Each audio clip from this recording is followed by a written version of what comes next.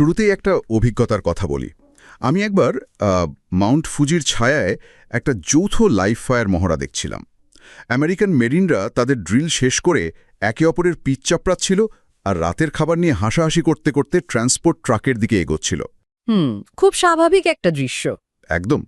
কিন্তু যখন আমি জাপানিজ সেলফ ডিফেন্স ফোর্স মানে জেএসডিএফ ইউনিটের দিকে তাকালাম, সেখানকার পরিবেশ ছিল সম্পূর্ণ ভিন্ন। তারা প্যাক আপ করছিল না। আচ্ছা, তাহলে কি করছিল তারা? এর বদলে পরিষ্কার ক্যামোফ্ল্যাজ পরা প্রায় ১০০ জন সৈন্য তাদের হাত আর হাঁটুর ওপর ভর দিয়ে মাটিতে বসে পড়েছিল।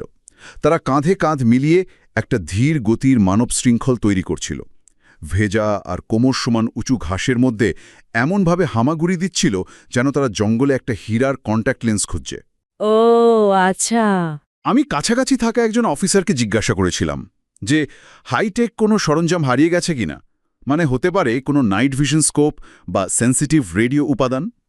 সে আমার দিকে তাকালেও না, সে শুধু মাটির দিকে তাকিয়ে ফিসফিস করে বলল, একটি শেল। শুধু একটা শেল? হ্যাঁ, শুধু একটি মাত্র। ব্যবহৃত 5.56 মিলিমিটারের খোলস, যা কোনোভাবে তার সাথে যুক্ত কালেকশন ব্যাগে পড়তে ব্যর্থ হয়েছে।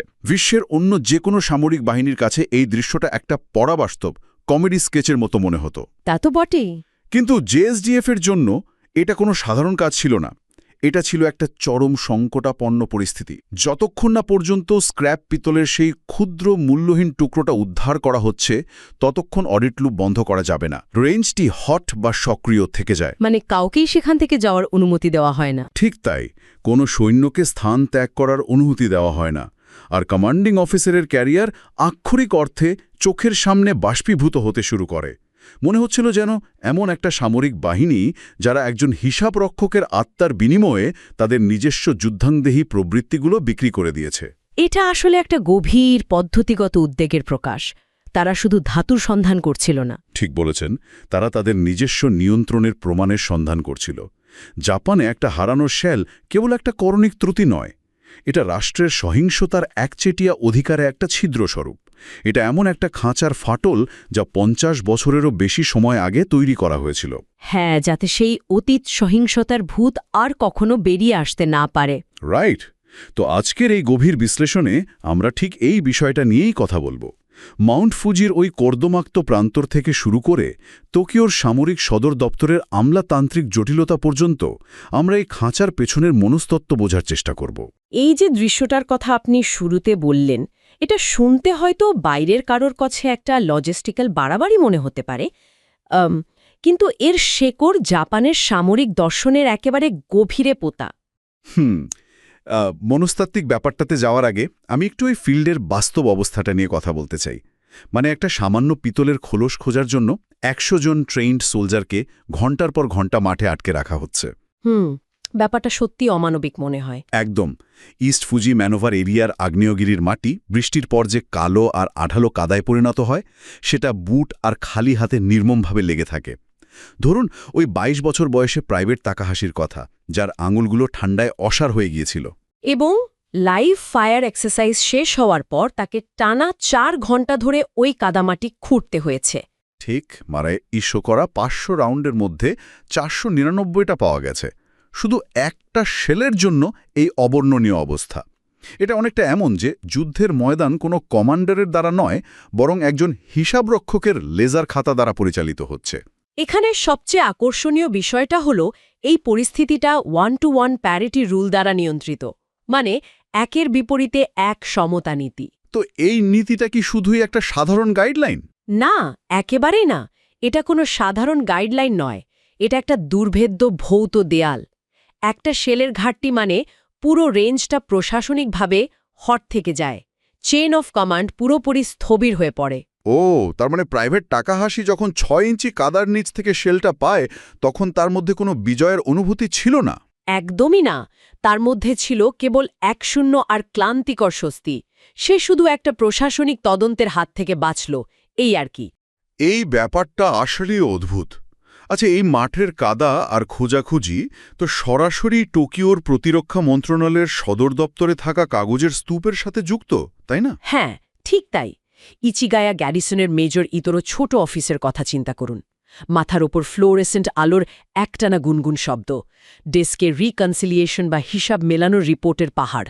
যা হয়তো তার সার্ভিস পিস্তলের চেয়েও বেশি ভারী মনে হয়। আমি কিছু রিপোর্টে দেখেছি টাইপ 18 বা টাইপ 20 রাইফেলের সাথে যুক্ত একটা ব্রাস ক্যাচার নেটের কথা। এটা কি ট্যাকটিক্যাল গিয়ার? বাইরে থেকে ট্যাকটিক্যাল মনে হলেও মূলত এটা একটা প্রশাসনিক সুরক্ষা কবচ। আর এর পেছনের কারণটা বুঝতে হলে আমাদের ১৯৭০ সালের ২৫ নভেম্বরের সেই বিখ্যাত ঘটনার দিকে তাকাতে হবে। ওহ, ইউকিও মিশিমার সেই ঘটনাটা। হ্যাঁ, বিখ্যাত ঔপন্যাসিক ইউকিও মিশিমা আর তার ডানপন্থী মিলিশিয়া তাতেনোকাই ওই ইচিগায়া গ্যারিসনে অনুপ্রবেশ করেছিল। তারা কমান্ডেন্টকে জিম্মি করে বারান্দা থেকে সামরিক অভ্যুত্থানের ডাক দেয়। কিন্তু সৈন্যরা তো তাকে সমর্থন করেনি, উল্টো বিদ্রুপ করেছিল, তাই না? ঠিক, মিশিমা তখন হতাশ হয়ে প্রথাগত সামুরাই কায়দায় সেপ্পুকু বা আত্মহত্যা করেন। তার এই চরম পন্থার পেছনে অবশ্য একটা সার্ভাইভার্স গিল্ট কাজ করেছিল। মানে ওই যে যোগক্ষমা বলে ভুল নির্ণয়ের কারণে যুদ্ধে যেতে না পারার অপরাধবোধ। একদম। আর ১৯৬৯ সালের শিনজুকু দাঙ্গায় পুলিশ ব্যবহার করায় মিশিমা বুঝতে পেরেছিলেন যে এই সরকার কখনোই সামরিক বাহিনীকে পুরোপুরি ব্যবহার করবে না। এখানেই বিষয়টা সবচেয়ে কৌতূহল উদ্দীপক হয়ে ওঠে। মিশিমা বারান্দায় দাঁড়িয়ে সামরিক বাহিনীকে শেকল ছিঁড়ে ফেলার আহ্বান জানিয়েছিলেন, কিন্তু এর ফল হল ঠিক উল্টো। হ্যাঁ, তার কাজই সামরিক বাহিনীর খাঁচাকে চিরতরে আরও মজবুত করে দেয়। যদি আমরা বিষয়টিকে বৃহৎ প্রেক্ষাপটে যুক্ত করি তাহলে দেখব বেসামরিক নেতৃত্ব তখন বুঝতে পারে যে শুধু আইনি কাঠামো যথেষ্ট নয়। তাহলে তারা কি ধরনের ব্যবস্থা নিয়েছিল? তারা বুঝতে পারে যে এক ধরনের প্যাথোলজিক্যাল অ্যাডমিনিস্ট্রেটিভ ট্রান্সপারেন্সি বা রোগগ্রস্ত পর্যায়ের প্রশাসনিক স্বচ্ছতা প্রয়োজন। এই যে প্রতিটি শেল ট্র্যাক করা, এটা মূলত বেসামরিক নিয়ন্ত্রণের একটা ভৌত প্রমাণ। মানে কাগজের হিসাব মেলানোর এই আবেশটাই তাদের মূল লক্ষ্য হয়ে দাঁড়ায়। কিন্তু যখন এটা একটা প্রকৃত কৌশলগত পরিবেশে প্রয়োগ করা হয়, তখন তো সেটা অত্যন্ত বিপজ্জনক পরিণতির সৃষ্টি করতে পারে। অবশ্যই। ওকিনাওয়ায় আমেরিকান মেরিনদের সাথে যৌথ মহড়ার সময় জেএসডিএফের সার্জেন্ট মোরি ঠিক এই বিষয়টা লক্ষ্য করেছিলেন। আমেরিকানদের অ্যাপ্রোচটা ঠিক কেমন ছিল?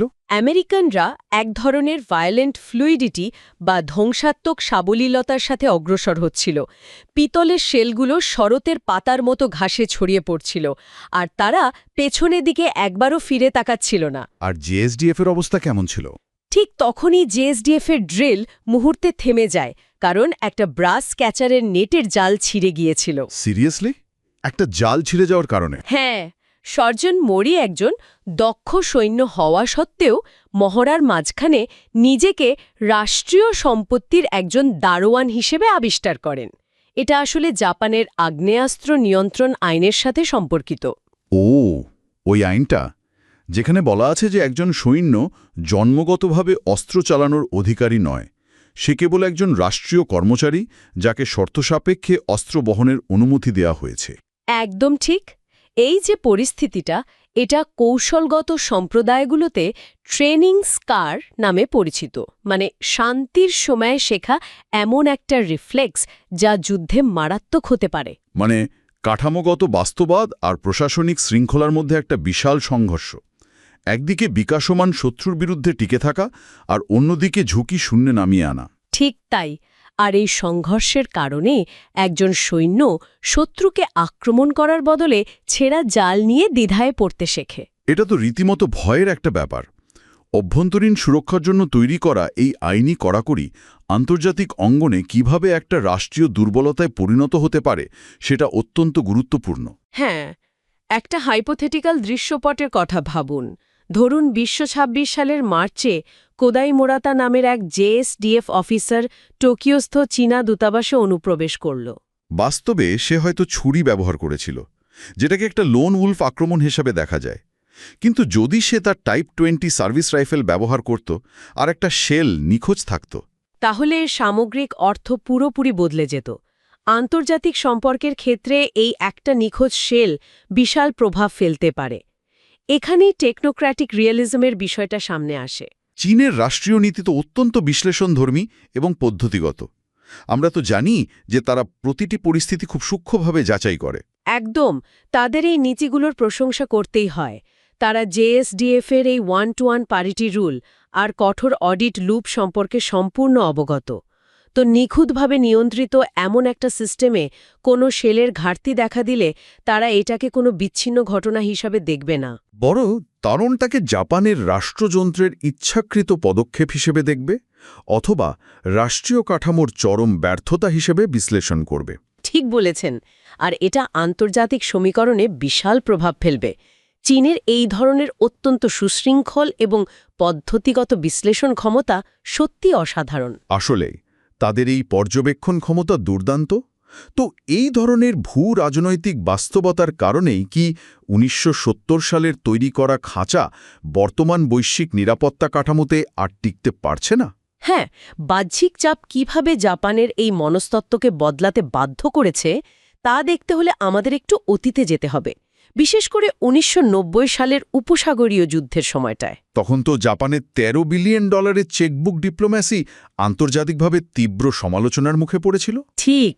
এরপর ১৯৯১ সালে পারস্য উপসাগরে মাইন সুইপিং বা মাইন অপসারণের কাজ করে তারা, যেটাকে নৌ চলাচলের নিরাপত্তা হিসেবে সংজ্ঞায়িত করা হয়। তারপর ১৯৯২ সালে কম্বোডিয়ায় পিসকিপিং অপারেশন এবং বিভিন্ন দুর্যোগ মোকাবেলায় জেএসডিএফের ভূমিকা তাদের প্রতি একটা আস্থা তৈরি করে। হ্যাঁ, কিন্তু স্নায়ুযুদ্ধের সময় সেই তলোয়ার এবং ঢাল ডাইনামিক এখন পুরোপুরি অকেজো হয়ে গেছে। কারণ এখন তো হাইপারসনিক মিসাইল আর গ্রে জোন সামুদ্রিক অনুপ্রবেশের যুগ।